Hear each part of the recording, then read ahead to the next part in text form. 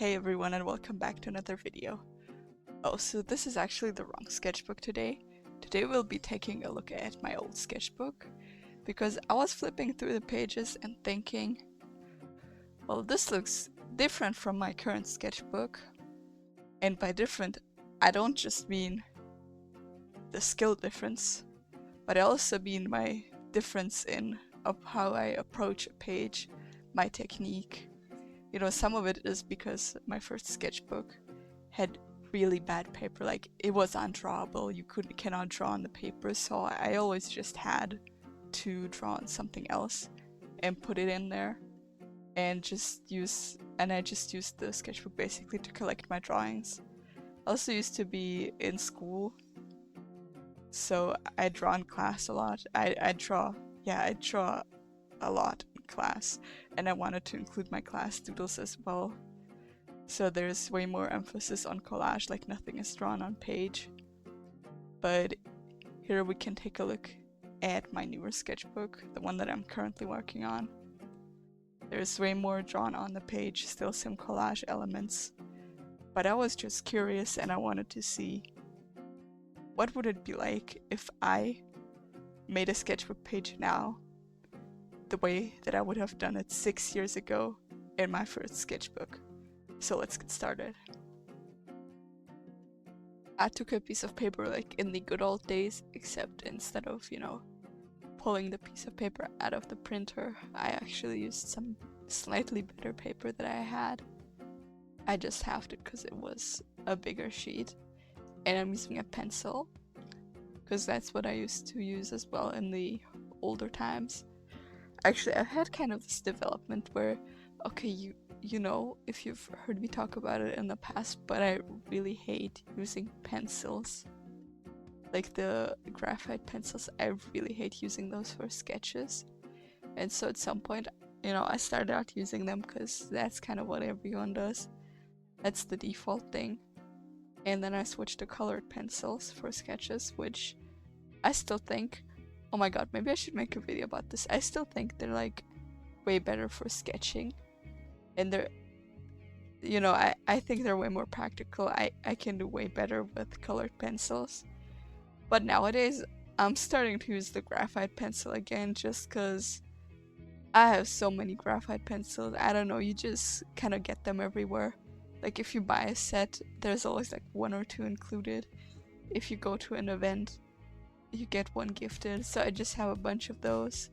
So I'm just trying to use them up nowadays. But I'm gonna switch back to colored pencils when I significantly reduced my pencil collection. Also, if you paid a little bit of attention back there to my older sketchbook, you'll notice I was honestly just doing portraits. I was only doing faces. For me that's the easiest thing, but I'm not really sure if it's the easiest thing because I did it so often, or if I did it so often because it was the easiest thing for me to do. Honestly, I feel like I still do this a lot nowadays, but I do try. I feel like if you're looking at my current sketchbook, there's also a lot of just faces and profiles, but I'm doing a little better on that. Like sometimes you have really good drawings in there. Also, please let me know what you think about line art, because I always speed it up a bit more, just because I think line art is like the most boring part of the drawing.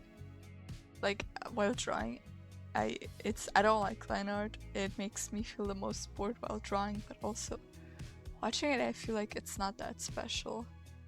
Like I don't know, but let me know what you guys think, because maybe this is the wrong assessment, because I often think that something's like boring, or the audience is not gonna like it.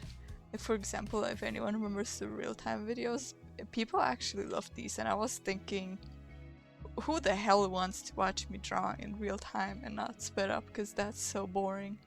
Who wants to watch like a 40-minute video of me just like doing a drawing? I was wrong though. Also, as you guys see, I'm doing a bunch of swatches because I always do swatches. I got this big box of different skin tones as markers, like different beige and brown tones and different pink tones, and I think they're wonderful. Honestly, they're really wonderful for being able to do a wide range of skin tones with different undertones and stuff, with different like blush tones.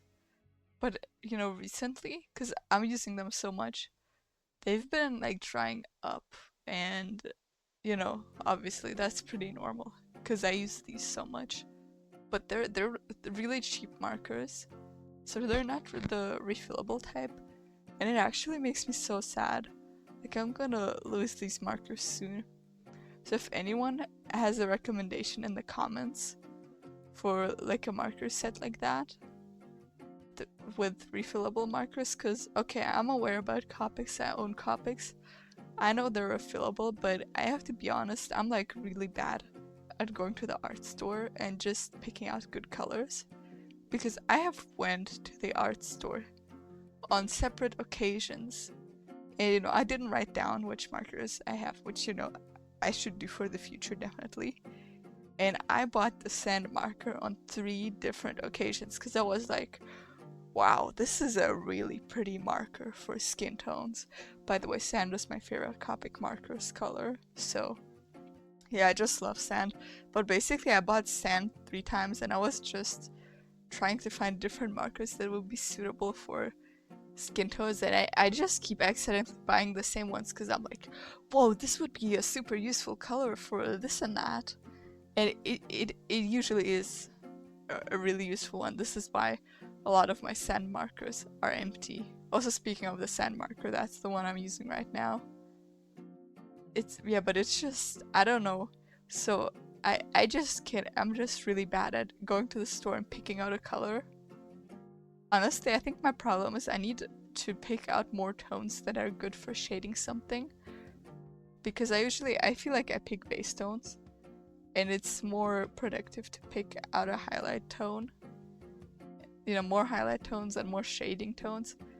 But I'm just like bad at picking out my own colors. I need a set. I'm best at just having a set and seeing what I can do with a set. Okay, oh my god, guys, before you comment anything, I think I had a brain fart or something, just cause I just looked it up, and Copic is like pretty known for having sets of markers that they sell actually. So yeah, I don't know, I did not think about that, but that's a good thing. You know, since we're on the topic of, you know, me drawing in the past with this video anyways, you know, in the past, because I was literally in like middle school when I started drawing. I did not have like the money for it, and I used to only have like a few of the cheap knockoff markers, and so that's all I had to work with. But nowadays, like, I work a full-time job. Okay, you guys might know this, might not know this, but I'm a student nurse, and you know, I work a lot, but they also pay me a lot, so I can actually afford to buy one of the obscenely expensive Copic marker sets. Because they're pretty good. Although I have to say that these like off-brand markers that I'm using with the skin tone set, it's also pretty good, and I'm sure it's much cheaper as well. So I'm a little torn on, you know, if I should buy the Copic markers because I can afford them, or if I should just stick to buying off-brand markers. But the thing, you know, these off-brand markers that I'm using, they're pretty good, but you know, I've noticed they're a hit or miss sometimes. Sometimes you'll just buy a set and they're like really bad. They're like worse than anything you could imagine, and genuinely the money that you didn't spend on good markers is, you know, what you paid in your nerves and ruined drawings. So I'm gonna contemplate that. But on the topic of markers, I used to exclusively use markers, and you know, when I was 13, just started drawing, I'd always do a sketch, you know, erase it a little bit, do line art. Oh, I had these black outline markers. I had a set that my mom bought me once. So I had those, I'd do line art, and then I just colored in with alcohol markers, and I exclusively used alcohol markers. Nowadays, I think I generally mostly use acrylic markers because I think they're really fun. Especially the really cheap acrylic markers. They're so super fun. But I think alcohol markers are still very fun. They're just like a bit harder to use. And with alcohol markers, if you make a mistake, your drawing is often ruined. Like, if we're being honest, you make a mistake, your drawing's often ruined. With acrylic markers, you can do a lot of layering, so you just layer them on top. You know, you make a mistake, just draw over it, and it's forgotten. I mean, they're harder to blend, so the blending aspect is a bit of a challenge. And also, sometimes they're too opaque. Like, you're trying to blend them or layer them in a way where you can still see a little bit of the color that's underneath. And you're just, like, completely covering it with one color. But it's also very practical when you're drawing, when you're actually trying to cover something on purpose. Like, if you're drawing on top of another drawing, so that's a disadvantage with the alcohol markers, because if you have a drawing you don't like in your sketchbook that's also done, you know, not even just alcohol markers but pencils as well, you can't really cover it that well with alcohol markers unless you go like really dark and you had a really light drawing. But with acrylic markers, I've covered like such dark things in my sketchbooks, and honestly I made it look like there was nothing underneath. I made it look like it's supposed to be there. That's how it's always been. It's always been there. But genuinely, I should start using alcohol markers way more often because I had so much fun with this.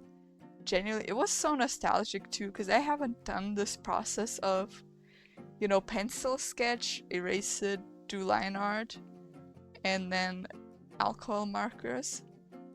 You know, I haven't done this in so long. It was so nostalgic. It reminded me of back when I did this in middle school. Also, another thing about me when I just started drawing, as you guys see, I'm using pencils right now for some areas where I just want to add some shading or something, or the highlights with the white pencil. So in middle school, when I just started drawing, I had this really irrational aversion to pencils. Like, I would really hate pencils for some reason. I would refuse to use them. Like, I saw videos of people drawing with pencil and I was like, oh, this is very fun, but no, I'm not gonna do that. This is not gonna work out for me. For some reason, I don't even remember why, because, right, you know, these days I love my pencils, but yeah, I don't know. Also, I used to do a marker outline on like every drawing back then. Like almost every drawing. I'd do a marker outline. Honestly, this was pretty cool. I should start doing this more often. Yeah, so I'm cutting it out, and in, you know, back in the day, I'm saying this as if this, oh yeah, that was like 6 years ago. I do grow up fast. Yeah, but basically when I just started drawing, because as I said, my sketchbook was kind of bad. I used to collage stuff. Also here I decided to just punch out some of the swatches because I thought they'd look pretty cool as, you know, stamps, that sort of thing. But I used to, in middle school, when I just started drawing, I used to only do like collages and not actually draw in the sketchbook. Not just because, you know, the paper was bad. And also I used to just doodle a lot in school on random events. I'd draw like anytime. And also another thing I did was a lot like, you know, with junk journaling, when people literally collect junk and put it in the sketchbook. So I would do that a lot because actually, also for this, I even dug up some like trash because I still sometimes collect stuff even though I don't do the junk journaling type of thing often anymore. I still collect junk. I have like a junk folder, and so this is some of the stuff that I took from it. But basically I used to do this because when I was a kid I felt so guilty about climate change. Like, okay, don't get me wrong, climate change is really bad and we should all be doing our best to, you know, not contribute to trash. But like as a 13-year-old, I felt like I personally am responsible for climate change, and like I have to do everything in my power to not throw things away. And so I wouldn't throw stuff away and I'd just put it in my sketchbook instead. And also, this was before the like puffy sketchbook trends, before they became a cool thing. And I also remember shortly after I started doing that, Reels got introduced. And it was kind of a new thing back then because not everyone had a puffy sketchbook. So everyone thought it was really cool, and I remember that. I remember I had a lot of positive interactions around my sketchbook being so like thick, just because I just put like any trash in there. Like I have a sketchbook with a half broken CD that's in it, just because I found like a half broken CD on the floor and like took it with me, because I was like, I'm gonna put it in the sketchbook and it's gonna be fire. And it's pretty cool, but still it's like a little bit depressing if you think about, you know, the fact that 13-year-old me literally like thought that I single-handedly am causing the global warming. I single-handedly need to not throw anything away. Yeah, this is like the origin story of why I used to do so much junk journaling related stuff. Also, these are the other drawings are just like some random older drawings I found to, you know, replicate the aura of having different doodles from different sources in the sketchbook. And the one with Dante is actually back when I had my Patreon. Someone subscribed to me, and I used to actually send like one letter per year to my patrons for subscribing as like a little thank you. And I actually made his letter, but then he unsubscribed before I could send it. So I was like, okay, I'm gonna keep the stuff that I would have put in it. Also, I closed down my Patreon just because not many people were subscribing, and I felt stressed about having to do like exclusive content on there, and it wasn't worth the hassle. But you know, it was still a fun thing, a fun experience. So anyways, I'm just adding a few stickers because I used to do a lot of stickers on my sketchbook pages. Ah, that's a cute kitty. Anyways, I'm finally done, so enjoy the result. And thank you all, everybody. If you came so far, include the strangest emoji you can find. The strangest, literally the strangest, like, I'm talking, look for something stranger than the pager or the curly loop maybe. Look for the strangest emoji, put it in your comment, and share your thoughts with me, or just comment the emoji without anything, because I want to know who's watching my videos, who's a true fan. You know, even if you didn't make it so far, actually, if you don't make it this far, you're not gonna witness me telling to have a great day. But I still want everybody who clicked on this video to have a great day, so thank you for watching, and I'll see you in the next one. Bye bye.